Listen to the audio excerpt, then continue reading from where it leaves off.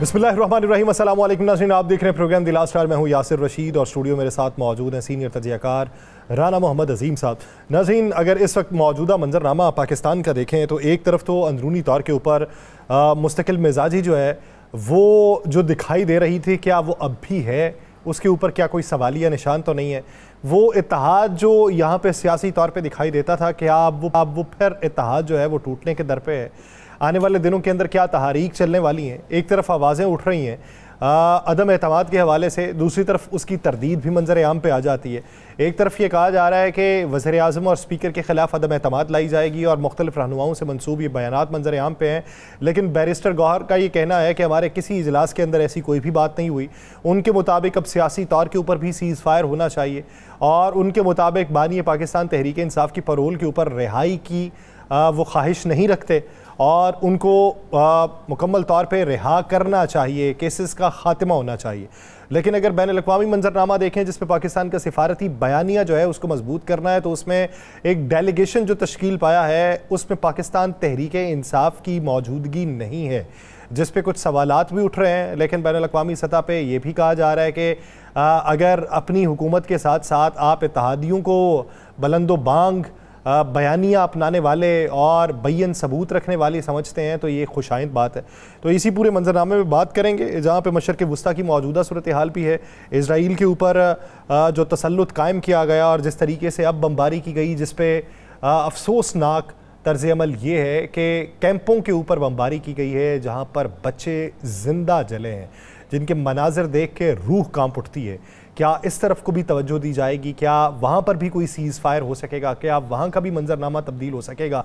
और इस ज़मन के अंदर दुनिया अपना क्या किरदार अदा कर रही है, इसी बारे में बात करेंगे। राना साहब की तरफ बढ़ते हैं। राना साहब, आप अगर मुनासिब समझें तो बात का आगाज़ अगर इजराइल के जो इस वक्त जारहियत के अज़ाइम वाले मंजरनामे हैं उससे कर लिया जाए। क्या समझते हैं कि जारहियत पहले से ज़्यादा नहीं बढ़ी? क्या पहले से ज़्यादा दीदा दलेरी नहीं वो दिखा रहा? बिस्मिल्लाहिर्रहमानिर्रहीम वस्सलातु वस्सलामु अलैका या सय्यदी या रसूलल्लाह, अस्सलातु वस्सलामु अलैका या सय्यदी या हबीबल्लाह, ताजदार ख़त्मे नबूवत जिंदाबाद जिंदाबाद। बड़ी अच्छी बात आपने की यासर। आप इसराइल को बुरा क्यों कह रहे? वो तमाम ताकतें जिस वो उसकी हामी हैं वो भी। हम ये क्यों नहीं कहते कि आलम इस्लाम सो गया है? हम ये क्यों नहीं कहते कि मुसलमानों की खत्म हो गई है? हम ये क्यों नहीं कहते कि हम अरबों रुपए के तोहफे दे रहे हैं उस शख्स को जो इसराइल की हमायत कर रहा है और हम पानी की एक बोतल फलस्तीनियों को नहीं भेज रहे? हम ये क्यों नहीं कहते कि मुसलमान फैसला कर लें कि फलस्तीन को मदद करनी है, इसराइल को करना है? भाई वो जालिम है, वो करेगा यह सारा कुछ। क्या वो आज कर रहा है? कब से कर रहा है वो? एक बात ज़हन में रखिएगा, तमाम उम्मत मुसलमा एक जिस्म है, एक जिस्म की मानद है, और जिस्म के एक हिस्से को तकलीफ पहुंचे तो पूरे जिस्म को तकलीफ पहुंचती। लेकिन हमने इसे महसूस ही नहीं किया। हमने अपने जिस्म से गजा को निकाल के फेंक दिया है। बताएं ना मुझे, कहां गए वो मिलियन मार्च वाले? कहां गए वो सारे जमातें? कहां गए वो आलम दीन? कहां गए वो सारे पीर फकीर? फकीरों को तो मैं कुछ नहीं कहता, उन पीरों को मैं कहता हूं कहां गए, जो बड़े बड़े लेक्चर देते हैं, जो बड़ी बड़ी बातें करते हैं? कहां गई दुनिया की सबसे बड़ी ताकत? कहां गई ह्यूमन राइट्स की तंजीमें? और यार हमसे अच्छी तो वो स्टूडेंट्स थी जिसने यूनिवर्सिटी के अंदर तकरीर कर दी, जिसने गजा की आवाज बन गई, जिसे पता है कि इसके बाद उसका वहां पे मुस्तकबिल क्या होगा। हम जहां पे क्या हमारे मुल्क पे इस्राएली ड्रोन नहीं है? हाय तो यार कुछ तो हम हिस्सा डाल दें।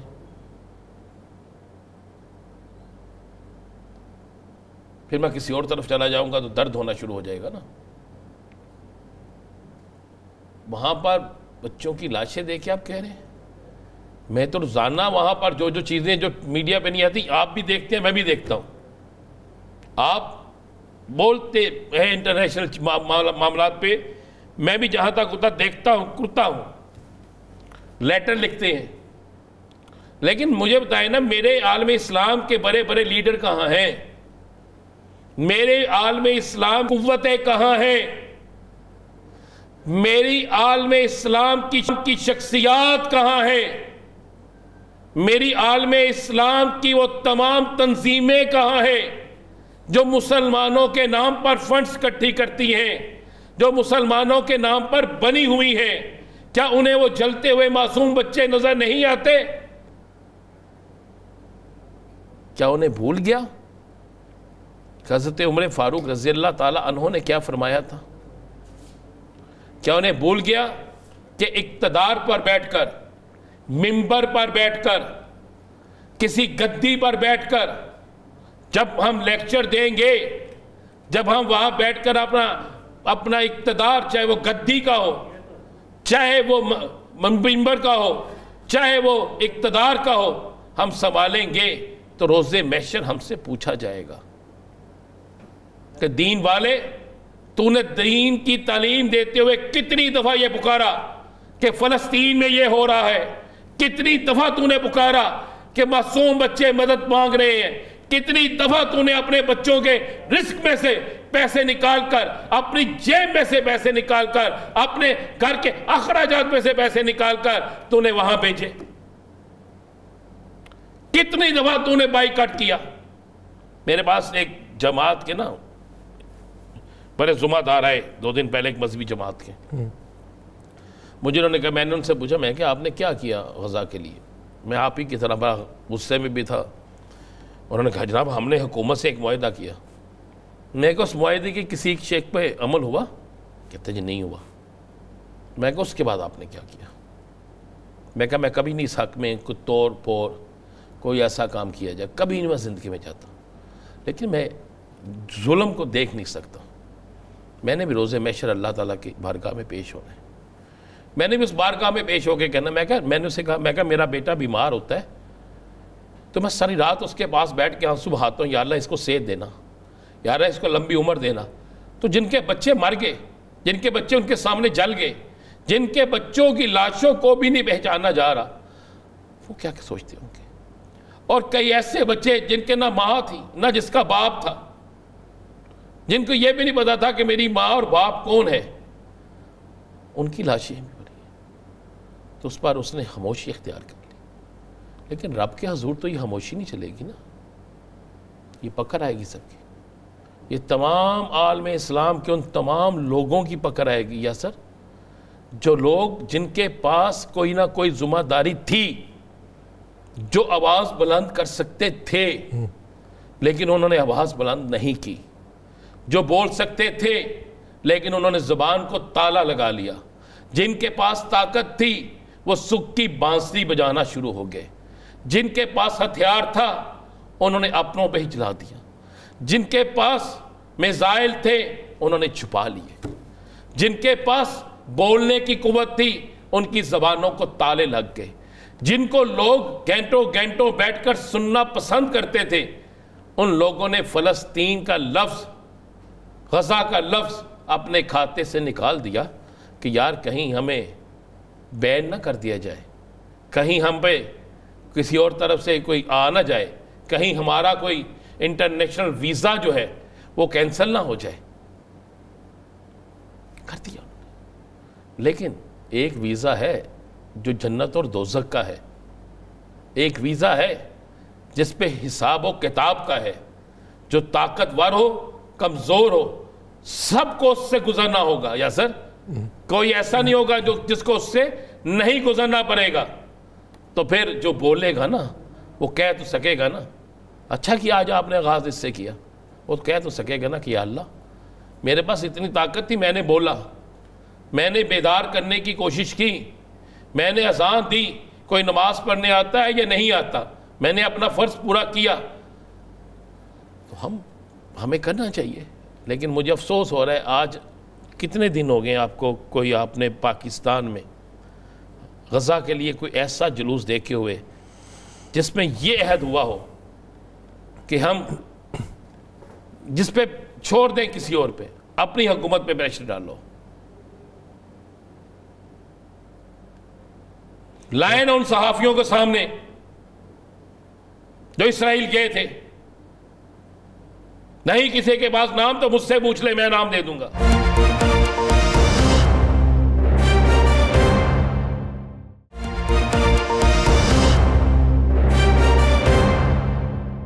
صاحب اس وقت زیادہ درد کی بات یہ کہ جو بچ گئے ان کو بھوک مار رہی ہے، اور وہ میں بھی یہی کہہ رہا ہوں نا،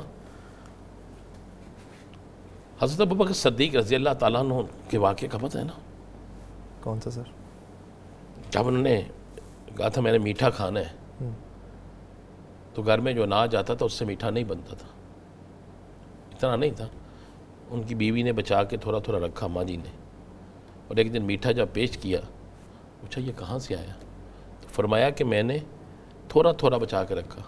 تو فرمایا جتنا تھوڑا تھوڑا بچایا ہے، اگلے دن حکم فرمایا کہ وہ جتنا تھوڑا تھوڑا بچا اتنا تھوڑا تھوڑا نکال دو، اب وہ اناج میرے گھر میں بھیجا کرو۔ یہ تھی۔ آپ ذرا جا کر گھروں کے دسترخوانوں پر کھانوں کی وہ چیزیں کیا کریں۔ یہاں پر تو حکمرانوں کے بھی بھوکے نہیں سوتے، اور وہاں پر بھوک سے مر رہے ہیں۔ ہم سے اچھا تو چائنا ہے، جس کے جہاز لے کر چلے گئے وہاں پر، گیا نا چائنا وہاں پہ۔ ہم کیا ہم تنہائی بڑھا دو اراکین اسمبلی کی، تنہائی بڑھا دو وزراء کی، مراد دے دو فلاں کو، سب کر دو۔ چلے میں آج کہتا ہوں، ہم پر لگائیں ٹیکس، ہم پر غزہ ٹیکس لگائیں، ہر پاکستانی خوشی سے دینے کے لیے تیار ہوگا، لیکن وہ غزہ کو پہنچا دیجئے گا، وہ غزہ کے بچوں کی خوراک بنا دیجئے گا۔ غزہ کے بچوں کو بمباری کی خوراک مت بنائیے، غزہ کے بچوں کو بھوک کی جو خوراک ہے مت بنائیے۔ وہ ٹھیک ہے نا، کیونکہ جانے یار فقیرہ روٹی بندہ کھا جاندی ہے، کھا گئی بھوک بندے نا۔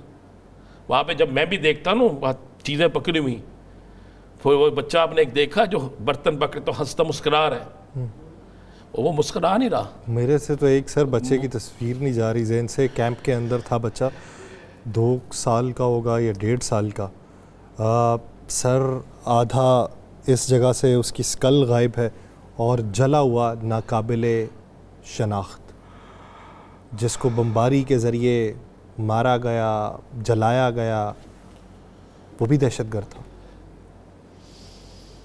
ان سب کے نا ہم لوگ ہیں، اسرائیل نہیں ہے۔ اس کے وہ ہیں جو اس تماشے کو دیکھ رہے ہیں، اس کے وہ ہیں جو اس کام کو ہوتا دیکھ کر صرف رقص کی محفلیں سجا رہے ہیں، اس کے وہ ہیں جو یہ سب دیکھ کر کچھ نہیں کر رہے، اختیار ہونے کے باوجود بھی کچھ نہیں کر رہے، سب کچھ ہونے کے باوجود بھی کچھ نہیں کر رہے، قرآن مجید پڑھ لینے کے باوجود بھی کچھ نہیں کر رہے، احادیث یاد کرنے کے باوجود بھی کچھ نہیں کر رہے۔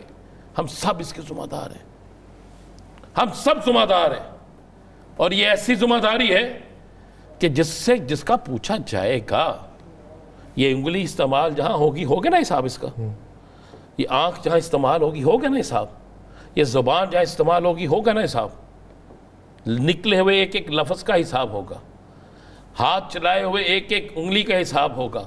تو کس طرح ہو سکتا ہے کہ جبر، ظلم، زیادتی اس کو دیکھتے رہے اور ہم کچھ کہیں بھی نہ؟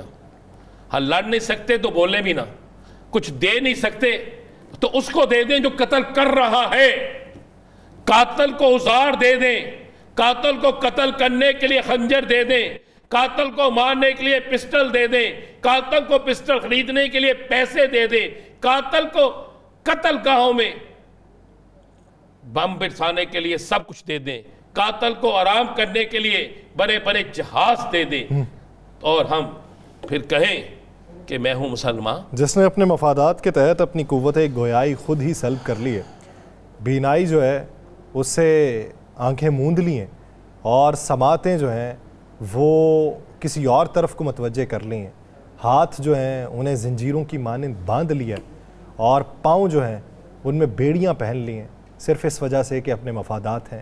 تو یاد رکھیے کہ انہی مفاد کے تحت بروز محشر جب حساب دینا ہوگا تو حساب دینے کے لیے آپ کے اپنے اجسام جو ہیں وہ کانپتے ہوئے دکھائی دیں گے، لیکن اس وقت اس معاملے پہ بخشش ہوتی دکھائی نہیں دے گی۔ پاکستان کے سیاسی منظرنامے کو اگر دیکھیے، بین الاقوامی جو وفد تشکیل دیا گیا ہے بھارتی پروپیگنڈے کے جواب میں، عالمی سفارتی مہم کے لیے بلاول بھٹو کی قیادت میں اعلیٰ سطح کے وفد کی تشکیل، اس میں کون کون سی جماعتوں کے افراد موجود ہیں۔ دوسری بات یہ کہ جہاں پہ بات ہو رہی ہے ایک طرف قرارداد لانے کی، عدم اعتماد کی، اور دوسری طرف اس کی تردیدیں منظر عام پہ آ رہی ہیں، تو مستقبل کی سیاست جو ہے وہ کس سمت کو گامزن ہے، اسی بارے میں بات کریں گے۔ ہمیں جوائن کیا opposition leader Punjab assembly Malik Ahmad Khan Butcher صاحب نے۔ ملک صاحب بہت شکریہ آپ کے وقت کا۔ ملک صاحب سب سے پہلے تو یہ عالمی سفارتی مہم کے حوالے سے بات کریں تو اس نمائندگی پہ مطمئن ہیں؟ سر بلاول بھٹو کے علاوہ کون لوگ ہیں جی؟ سر یہ تو آپ بتائیں گے۔ میں وہی پوچھ رہا ہوں کہ بات یہ ہے سر، اصل میں اب عرض کرتا ہوں، رانا صاحب بھی بیٹھے ہیں سر، ان کی بات کیا میٹر کرے گی؟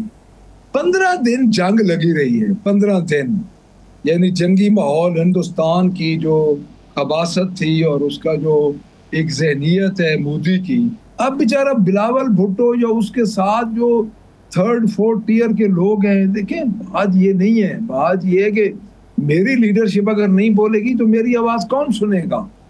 یہ میرٹ کی بات ہے۔ وہ تو اب یہ جائیں گے، اب حکومتی خرچے کریں گے، للے تللے اڑا کے واپس آ جائیں گے، ان کی کس نے سننی ہے؟ سر چاہیے تو یہ تھا کہ ہمارے خلاف انڈیا نے پہلگام کا جو ہمارے اوپر ایک الزام لگایا، سب سے پہلے اس نے ہمارا پانی بند کیا، اور 1948 سے لے کے اگر آپ تاریخ اٹھا کے دیکھیں تو 56 تک یا 55 جب بھی یہ انڈر ٹریٹی واٹر جو ہمارا اپنا سندھ طاس معاہدہ جو ہمارا ایگریمنٹ یہ ہوا ہے، یہ 55 یا 56 میں ہوا ہے، اس وقت تک ہماری کشمیر کی وجہ بھی تھی، لیکن اس وجہ سے بھی ہندوستان کے ساتھ کشیدگی پیدا ہوتی تھی۔ انہوں نے مغربی دریاؤں کا پانی ہمیں دیا، مشرقی دریاؤں کا پانی انہوں نے اوپر سے اپنے لیے رکھا، ظاہر ہے وہ آتے ہماری طرف تھے۔ تو سر بات یہ ہے کہ یہ خاموش رہے، پھر انہوں نے رات کے اندھیرے میں جی انہوں نے ٹارگٹ حملہ کیا، حملہ ہو گیا، یہ خاموش رہے۔ دیکھیں تمام کام جو بھی ہے، اختلاف ہے، اندرونی اختلاف ہیں، جو کچھ ہے، سر مسلح افواج نے خود انیشیٹو لیا ہے اور ڈائریکٹ عوام ان کے ساتھ ہوئی ہے۔ تو میرا تو یہ خیال ہے یاسر بھائی کہ سیدھی اور سچی بات ہے کہ یہ سوائے عوام کے پیسے کے ضیاع کے اور کچھ بھی نہیں ہے۔ جب آپ کی لیڈرشپ ہی نہیں بولے گی، دیکھیں ہم متحرک ہوئے، حیثیت پاکستانی میرا پہلے دن سے یہ ایک کلیم تھا کہ اس معاملے پہ نہ سیاست ہونی چاہیے، نہ پوائنٹ سکورنگ ہونی چاہیے۔ دوسرے دن عمران خان کا ٹویٹ آیا، پوری پاکستان تحریک انصاف کھڑی ہوئی ساتھ، سیسا پلائی دیوار کی طرح افواج کے ساتھ کھڑی ہوئی، اور اس کے بعد اگلی بات سر میں آپ کو یہ بتاؤں کہ ہماری آواز پوری دنیا میں کب پہنچی؟ ہماری آواز اس وقت پہنچی جب سوشل میڈیا سے فائر وال ہٹا۔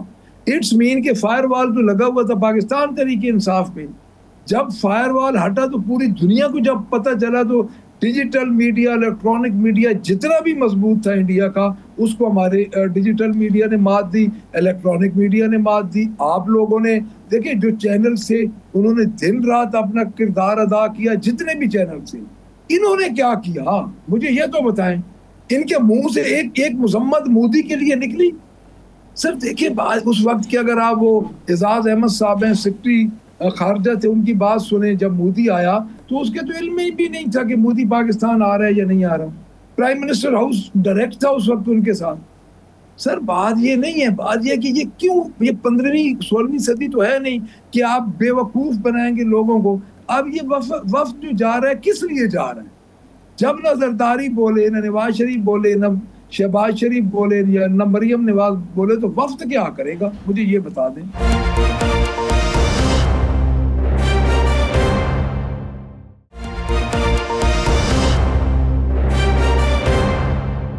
ملک صاحب پوری قوم پہلی دفعہ عوام قوم بن گئی، افواج پاکستان کے پیچھے کھڑی ہو گئی، بلکہ ساتھ کھڑی ہو گئی. خدا نہ کرے بھارت دوبارہ ایسی نازیبا حرکت کرتا ہے تو پھر قوم اسی طرح کھڑی ہوگی. یہ سارا کچھ نظر بھی آ جائے گا. ہم ہمیشہ اپنے اختلافات کو ختم کر دیتے ہیں اور پاکستان کے لیے ایک ہو جاتے ہیں.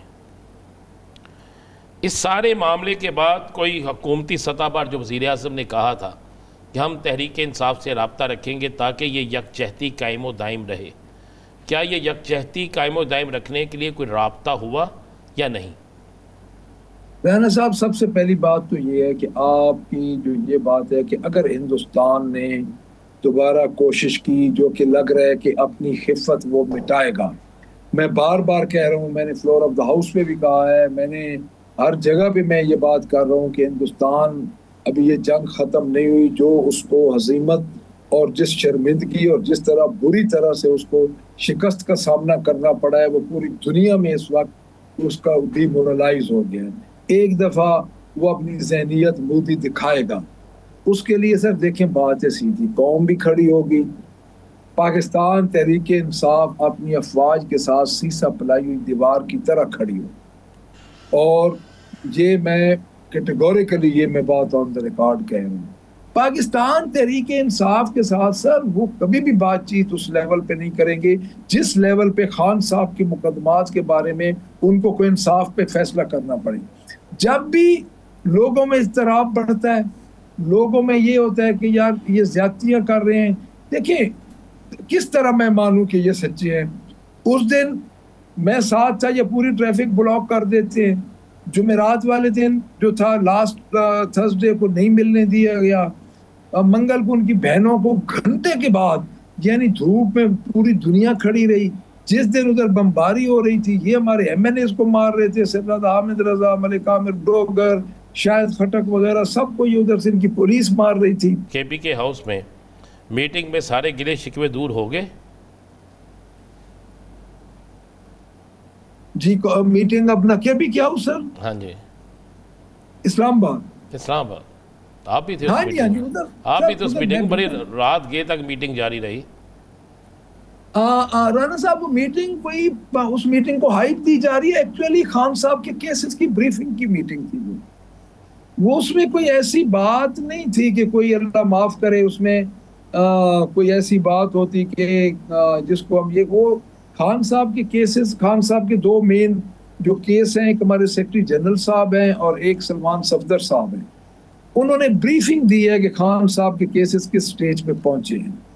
باقی چیزیں ڈیفینیٹلی جب آپ کی لیڈرشپ بیٹھتی ہے چیزیں ساتھ ساتھ چلتی ہیں، وہ چیزیں ہیں انشاءاللہ تعالی وہ اس کا جو ٹائم آتا جائے گا تو پتہ چلتا جائے گا. لیکن ایسی نہ ہی کوئی ایسی وہاں پہ کوئی تلخیاں دور کرنے کے لیے میٹنگ بلائی گئی تھی، نہ ہی کوئی ایسی کوئی مس انڈرسٹینڈنگ تھی جس کے لیے میٹنگ بلائی گئی. وہ میٹنگ تھی کہ خان صاحب کے کیسز کی اس وقت لیٹسٹ پوزیشن یا سٹیٹس کیا ہے، کیونکہ ایک بندہ ہے اس پہ 300 کے قریب کیسز ہیں. اب دماغ بھی چکرا جاتا ہے کہ بندہ کو پوچھے کیا اس کیس میں کیا بنا، اس میں کیا بنا. دو جو مین ہمارے لائر ہیں وہ سلمان صفدر صاحب ہیں اور سلمان اکرم راجہ صاحب سیکرٹری جنرل بھی ہیں ہمارے. تو وہ اس سلسلے میں میٹنگ تھی. تو باقی چیزیں تو آپ مجھ سے بہتر جانتے ہیں رانا صاحب، آپ ہمارے سے ویسے ہی پوچھتے ہیں ایویں جس طرح ہوندے ہیں نا بندے نو چھیڑن ٹول کنے پانی چے گلا ساریاں دا تانوں پتہ ہے رانا صاحب. میں کچھ اور پوچھنا چاہتا تھا، آپ نہیں بتانا چاہتے، چلیں آپ کی مجبوری ہے. ملک صاحب یہ بتائیے کہ کچھ آوازیں اٹھیں تحریک عدم اعتماد لانے کی، پہلے تو یہ بتائیے یہ آوازیں اٹھی کہاں سے؟ اسپیکر کے خلاف، اسپیکر قومی اسمبلی کے خلاف، اسپیکر اور وزیر اعظم دونوں کے خلاف. سر اسپیکر کا تو مجھے پتہ ہے پارٹی میں بات چیت چل رہی تھی، وزیر اعظم کے بارے میں ابھی مجھے پتہ نہیں ہے. میں اگر کوئی ہے بھی صحیح تو میرے علم میں نہیں ہے. اسپیکر کے متعلق تو پارٹی میں یہ آراء چل رہی ہے کہ جس طرح ہمارے ایم این ایز کہتے ہیں کہ ان کا جو بیہیویئر ہے وہ جانبدارانہ ہے، وہ کوئی بات جو ہے نہ سنتے ہیں، اپنا مائکس کو بلاک کیا ہوا ہوتا ہے انہوں نے. اب دیکھیں نا جی اپوزیشن کے پاس کیا ہوتا ہے، اپوزیشن کے پاس تو یہی ہوتا ہے کہ آپ فلور پہ جا کے اپنے مدعا بیان کریں اور گورنمنٹ سنیں. اور میں پہلی گورنمنٹ ہے جو اپوزیشن کی بات سننے کی بجائے احتجاج کرنا شروع کر دیتی ہے. مجھے تو یہ سمجھ نہیں آتی. یعنی گورنمنٹ کا کام ہے کہ اپوزیشن کی سخت سے سخت بات کو سنے اور سن کے اس کو اس طرح ریئیکٹ کرے کہ بات ہی نہیں تھی. یہ میں نے پہلی گورنمنٹ دیکھی ہے جو واک آؤٹ بھی اپوزیشن کے رویے کے خلاف کرتی ہے اور ریئیکٹ بھی کرتی ہے. اچھا یہ تو کل آپ جا رہے ہیں اڈیالہ اور کل سنا ہے کہ کافی M P A M N A senator سارے وہاں پہنچ رہے ہیں. جی نہیں اڈیالہ نہیں جی, خان صاحب کی کوئی ڈیٹ ہوئی تو شاید ادھر کا کوئی پلان ہے. خان صاحب کی جب تاریخ ہوگی نا جی لاہور ہائی کورٹ میں ہو یا ادھر, کل تو خان صاحب کی جو کہ فیملی کا ڈے ہے تو مجھے بھی انہوں نے جو کہ بلایا ہوا ہے تو میں جاؤں گا. ادروائز تمام M P As M N As کے لیے کل کا نہیں ہے سر. اچھا ملک احمد خان صاحب, بانی پی ٹی آئی کی جو بہنیں ہیں وہ ان کی رہائی کے لیے تحریک چلانا چاہ رہی ہیں, خبر یہ ہے, اور سننے میں یہ ہے کہ اس تحریک کو علی امین گنڈاپور صاحب بھی لیڈ کریں گے. ایسی کوئی سچائی ہے؟ سر میں اب آپ کو ایک بات بتاؤں سر. پہلی بات تو یہ ہے کہ جب سے یہ سارا واقعہ ہوا ہے خان صاحب کی بہنیں اپنے بھائی کی جینون طریقے سے ایک غیر سیاسی انداز سے وہ اپنی کوشش کر رہی ہیں, ملتی ہیں, جا کے وکلا سے ملتی ہیں, کوئی پیغام ہو تو باہر لے کے آتی ہیں. اب سب اگر وہ تحریک چلائیں اور پارٹیز ڈیفینیٹلی خان صاحب کی فیملی ہے, خان صاحب کی بیوی بھی اندر ہیں, باہر یہ بہنیں ہیں, تو میرا نہیں خیال کہ اس میں کوئی کباط ہے. لیکن باضابطہ تحریک کا کوئی ایسا اعلان یا کوئی ایسی بات پارٹی میں بھی نہیں ہوئی. یہ ضرور ہے کہ خان صاحب کی تاریخوں پہ جانا چاہیے. خان صاحب کی جب تاریخیں ہوں ہمیں ڈیفینیٹلی ہمیں ووٹ ملا ہے عمران خان کی رہائی کا, ایک سنگل ایجنڈے پہ ووٹ ملا ہے, اور اس میں یاسر بھائی قطعاً کوئی ایسی بات نہیں ہے کہ کون لیڈ کرے گا کون لیڈ نہیں کرے گا, تحریک چلے گی کب چلے گی. یہ ضرور ہے کہ اب پاکستان تحریک انصاف نے اپنے تمام تر, یعنی اب آپ مجھے یہ بتا دیں اس سے زیادہ اور کیا ہے کہ خود D G I S P R یہ بات کو ایڈمٹ کر رہے ہیں کہ سوشل میڈیا نے فرنٹ پہ کھیلا ہے, فرنٹ پہ لڑے ہیں. اب وہ سوشل میڈیا یاسر بھائی یہ کہتے رہیں, یہ سارا کچھ کہتے رہیں, سوشل میڈیا اس وقت چلا ہے جب فائر وال ہٹی ہے. آپ ٹیکنیکل طور پہ جانتے ہیں کہ فائر وال کس پہ لگی ہوئی تھی. فائر وال تو ہمارے اوپر ہی لگی ہوئی تھی, ان کے اپنے اکاؤنٹس پہ تو نہیں تھی نا جی. تو بات یہ ہے کہ اب میں یہ سمجھتا ہوں کہ سب حربے عدالت نے 26 امینڈمنٹ کے بعد عدالتوں کے پاس کچھ نہیں بچا. اور بڑے افسوس کے ساتھ میں بڑے یہ ایک عدالت ہوتی ہے جس پہ ایک پرانی کہاوت ہے کہ میں تینوں کورٹ تک لے کے جاؤں گا, عدالت لے کے جاؤں گا. یعنی عدالت کا ایک اتنا ڈر ہوتا تھا کہ کوئی بندہ عام حالات میں بھی کہتا تھا کہ میں تینوں عدالت لے کے جاؤں. تو اکثر عدالتوں کا حال ہے آپ دیکھ رہے ہیں. ملک صاحب یہ میرا نہیں کیا ملک صاحب بتائیے میرے پاس جو اطلاع ہے کہ خان صاحب 1 یا 2 دن میں کوئی بڑا اعلان کرنے والے ہیں. سر خان صاحب کوئی نہ کوئی اعلان تو کریں گے. آپ کے پاس اطلاع کسی حد تک ٹھیک ہوگی. نہیں میرے پاس اطلاع ہے, میں کہ آپ سے پوچھوں, آپ اپوزیشن لیڈر ہیں, مجھے تو ویسے ہی اڑتے سر آپ کی بات دیکھیں 1-2 دن کی تو میں اب یہ میں ٹائم لیمٹ تو نہیں کہہ سکتا, لیکن جلدی بڑا اعلان ہوگا خان صاحب کی طرف سے. آپ کی بات درست ہے. تو اس پہ پھر ہم یہ سمجھیں کہ آپ نے واپس اس الائنس کی تشکیل پہ جانا ہے, یا پھر اب ساری باتیں جو ہیں وہ انفرادی طور پہ ہی آگے دیکھنے کو ملیں گی؟ الائنس کون سا الائنس جو آپ گرینڈ الائنس کے لیے تگودو کر رہے تھے؟ ہاں دیکھیں سر گرینڈ الائنس تو ہمارا اب دیکھیں اچکزئی صاحب ہیں, علامہ ناصر عباس صاحب ہیں, مینگل صاحب ہیں, یہ سارے لوگ ساتھ ہیں. دیکھیں گرینڈ الائنس ساتھ ساتھ چل رہے ہیں. میں پہلے بھی آپ کو اسی پروگرام کی وساطت سے یہ شاید آپ کو یاد ہو میں یہ بات کر چکا ہوں کہ گرینڈ الائنس ہمارا ایک آئین تحفظ پاکستان پہ چل رہا ہے, اور پاکستان تحریک انصاف کی رہائی جو ہے وہ پاکستان تحریک انصاف کا انڈیویجول تحریک ہے. اب گرینڈ الائنس ہمارے ساتھ اس پلیٹ فارم پہ آئے گا تو جی بسم اللہ وہ آئے, ہم تو ہماری تو قوت بڑھے گی. اگر وہ یہ کہیں گے کہ ہم اس معاملے میں آپ کے ساتھ پیرلل چل سکتے ہیں, درمیان اس میں شامل نہیں ہو سکتے, تو ہم کسی کو بھی اپنے دھرنے میں یا اپنے ایجیٹیشن میں یا کسی کو ہم یہ نہیں کہیں گے کہ آپ ہمارے ساتھ آئیں اور استعمال ہو. تو وہ تو ہمارا ہے. گرینڈ الائنس کے پلیٹ فارم سے ہم نے جو جلسے کرنے ہیں وہ انہوں نے ارینج کیے ہوئے ہیں, وہ کر رہے ہیں. कोई पेशावर में भी कर रहे हैं। अब APC हमारी लाहौर में हो रही थी, जंग की वजह से वो हमने मुलतवी कर दी, चूँकि मुल्क के हालात नहीं थे इस किस्म के, क्योंकि उसी रात हमला किया इंडिया ने, जब उस अगले दिन हमारी APC होनी थी लाहौर में, बल्कि हमें वो मकामी होटल जो थे उन्होंने हाल देने से भी इनकार कर दिए थे, आपको भी शायद दिल में होगा। तो वो तो ग्रैंड अलायंसेस तो यासिर साहब हैं ही, वो तो चल रहे हैं और चल रहे हैं, उनके तो डेट्स भी फाइनल हो रही हैं। लेकिन ये जो राना साहब कह रहे हैं बड़ा ऐलान, ये बड़ा ऐलान किसी और तरह से, बड़ा ऐलान जो है वो किसी और तरफ पे होगा। देखिए कि मुस्तकबिल में PTI की जो सियासत है वो किस तरफ को रवाना होती है। बहुत शुक्रिया मलिक अहमद खान बचर साहब से अपना वक्त देने के लिए। नाज़रीन, दीगर इश्यूज़ पे बात करेंगे, बिलखुसूस बैन अल-अक़वामी मंजरनामे पे और अंदरूनी सियासत पे। एजाज़ुल हक साहब हमें ज्वाइन करेंगे, कहीं नहीं जाएगा, स्टे विद अस।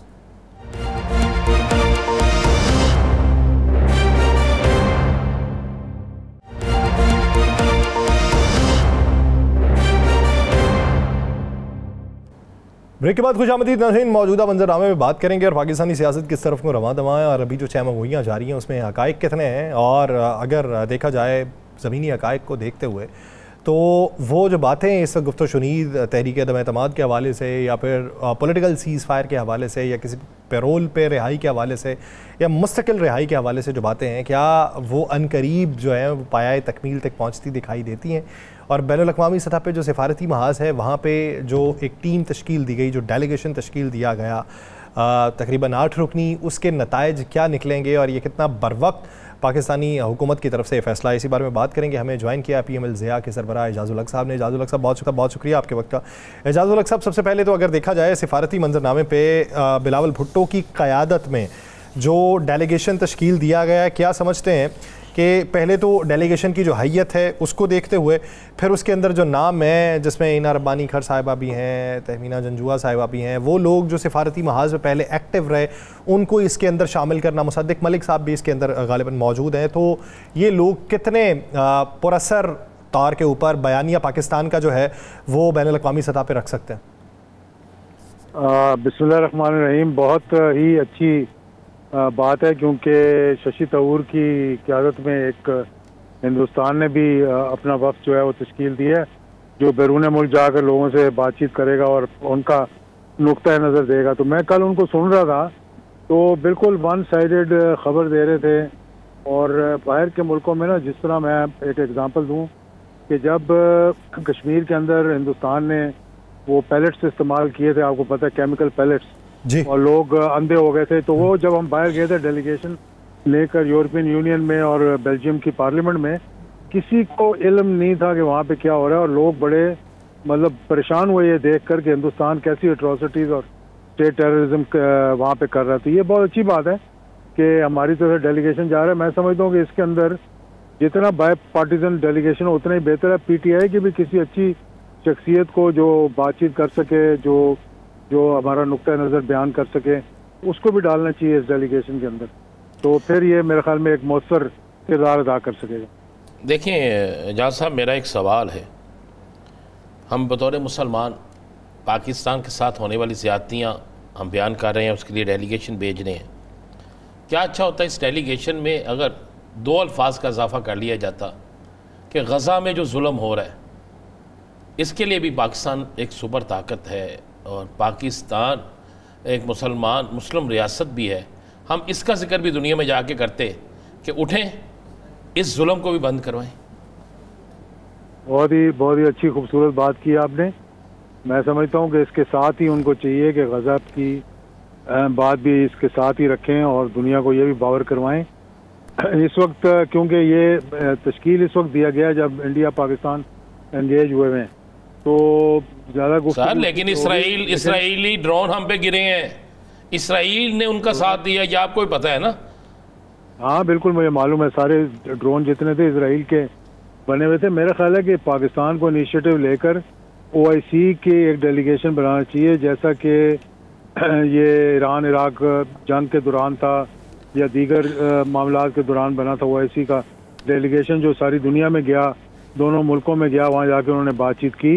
ये भी बहुत ज़रूरी है क्योंकि गाज़ा में जो दुनिया की तारीख़ में मेरा ख्याल है कि इतना जुल्म किसी जगह नहीं हुआ जितना कि गाज़ा के अंदर हुआ है, और अल्लाह ताला हिम्मत दे, मुसलमानों को गैरत दे تاکہ وہ یہ آواز بھی اٹھا سکے۔ اچھا اعجاز صاحب، اگر دیکھا جائے تو اس میں خطے کی جو بدلتی صورتحال ہے، افغانستان کے ڈیلیگیشن بھارت کے اندر جانا، اس کے اثرات کیا دیکھتے ہیں؟ اور پھر یہ جو ایک نیکسس بھارت کا اسرائیل کے ساتھ بن رہا ہے، اس کا مستقبل کیا دیکھتے ہیں؟ دیکھیں وہ پوری کوشش کرے گا کیونکہ اسرائیل بہت پریشان، اور آپ شروع سے دیکھیں 1948 کی پہلی تقریر اٹھا کے دیکھیں، انہوں نے کسی اور کو اپنا دشمن قرار نہیں دیا، پاکستان کو اپنا دشمن قرار دیا، اور پاکستان سے ہی خوفزدہ ہیں، پاکستان سے ہی جان نکلتی ہے۔ اور اب تو ابابیل آ گئے، ان ابابیلوں سے تو میرا خیال ہے کہ ساری دنیا کی نظریں جو ہیں اس پہ لگی ہوئی ہیں کہ یہ کیا چیز بنا لی ہے پاکستان نے۔ دوسرا، جتنا مرضی نیکسس بنے ہندوستان اسرائیل کا، جو نیکسس اللہ تعالیٰ نے ایک نیچرل بنا دیا چائنا پاکستان کا، اس کا توڑ نہیں ہے۔ اور انشاءاللہ اس کے اندر رشیا بھی آئے گا، اس کے اندر دیگر ممالک بھی آئیں گے جو ہمارے ریجن کے ہیں، اور پاکستان ایک مضبوط اور تگڑا ملک بنے گا۔ اعجاز صاحب، اس پورے مارکے میں عوام قوم بن گئی، اپوزیشن جماعتیں ہوں، کوئی بھی ہوں، سب نے افواج پاکستان کے ساتھ کھڑے ہوئے، اور جس سے ایک پوری دنیا میں تاثر گیا ہے کہ جب بھی پاکستان کو ضرورت پیش آئے گی تو افواج پاکستان کے ساتھ 24 کروڑ عوام کھڑے ہوں گے۔ ایک یکجہتی ایسی بن گئی کہ جس کی انتہا کوئی نہیں۔ اب کیا حکومت اس یکجہتی کو قائم رکھے گی، توڑ دے گی، کیا ہوگا؟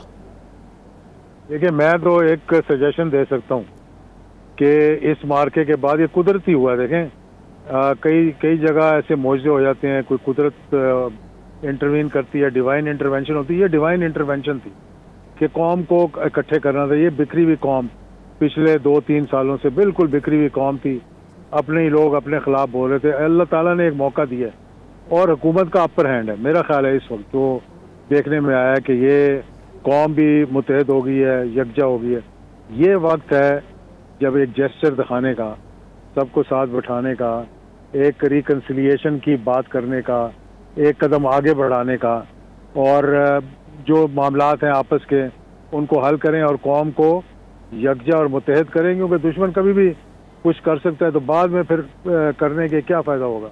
میں سمجھتا ہوں یہ وقت ہے جو اللہ تعالیٰ نے ایک موقع دیا ہے کہ ملک جو ہے عوام کٹھی ہو گئی ہے، اب آپ لوگ بھی تھوڑا سا ریکنسیلیشن کی طرف۔ لیکن خواجہ آصف تو اس موقع پہ کہتے ہیں کہ کیا وجہ ہے کہ بانی پی ٹی آئی کو ریلیف دیا جائے؟ خواجہ آصف نے تو اور بھی بہت سی باتیں کی ہیں جو کہ اللہ تعالیٰ، میں کہتا ہوں ان کو ہدایت دے کہ ملک کا بھی جو بھی ہندوستان کا ٹی وی اٹھا کے دیکھ لیں، انہی کا بیان سامنے آتا ہے۔ سوچ کر بولنا چاہیے، بولنے کے بعد نہیں پچھتانا چاہیے۔ اچھا، اس بات میں کتنی حقیقت ہے کہ اس سارے مارکے کے درمیان بانی تحریک انصاف عمران خان سے بھی رابطہ رہا؟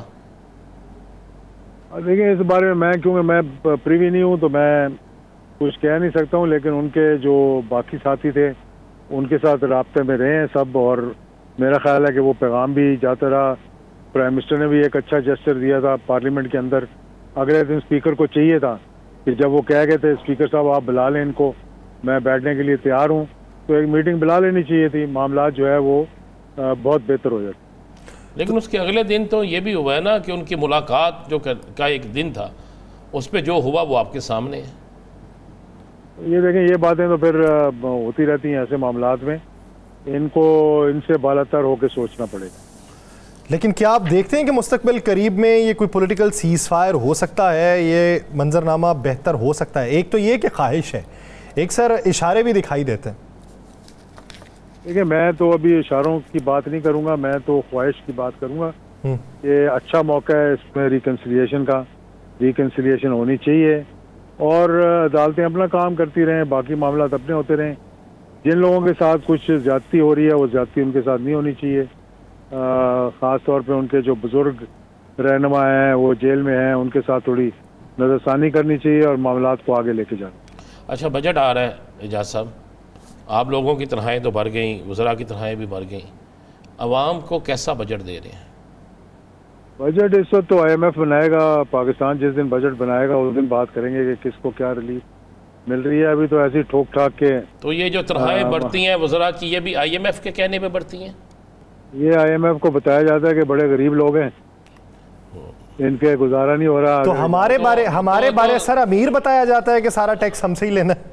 تو مجھے بتائیے، میں بھی اپنی تنخواہ کا کچھ حصہ بھیجنا چاہتا ہوں، باقی لوگوں سے بھی کہتا ہوں کہ وہ غریب لوگ ہیں نا، غریبوں کو تو دینا چاہیے۔ باقی سارے جو ہیں جو جبری ٹیکس دیتے ہیں یا پھر پیٹرول کی مد میں یا بجلی کی مد میں یا گیس کی مد میں یا پھر سیلریڈ کلاس کی مد میں، وہ ہے جبری ٹیکس.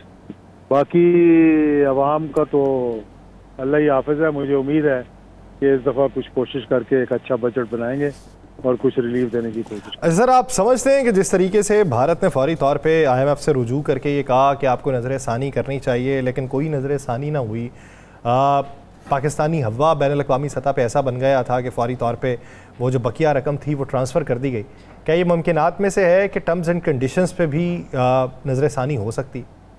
میرا خیال ہے بالکل ہو سکتی ہے، کیونکہ ٹرمپ کے ریسنٹ بیان جو آپ نے دیکھے ہیں، جب ٹریڈ کی بات کرتا ہے پاکستانی بریلینٹ پیپل اور میں ٹریڈ کروں گا ان کے ساتھ، تھوڑا سا انڈیا کو اس نے اب تھوڑا سا دبایا بھی ہے. اس نے کہا اچھے میرے تم اسٹریٹجک پارٹنر ہو، ہم چائنا کے خلاف تمہیں کھڑا کر رہے ہیں، تم پاکستان سے چپیڑے کھا رہے ہو. تو میرا خیال ہے کہ ٹرمپ کا بھی ذہن اب تھوڑا سا بدلا ہے. پالیسی اب تبدیل ہو رہی ہے تو اس تناظر کے اندر پاکستان کی پوزیشن بھی تبدیل ہوتی دکھائی دے رہی ہے. بہت شکریہ اعجاز الحق صاحب اس حوالے سے اپنا وقت دینے. پروگرام کا وقت ختم ہوا چاہتا ہے. مجھے اور رانا صاحب کو دیجیے اجازت. آپ سے ملاقات ہوگی کل کے روز. اپنا بہت سا خیال رکھیے گا. اللہ نگہبان.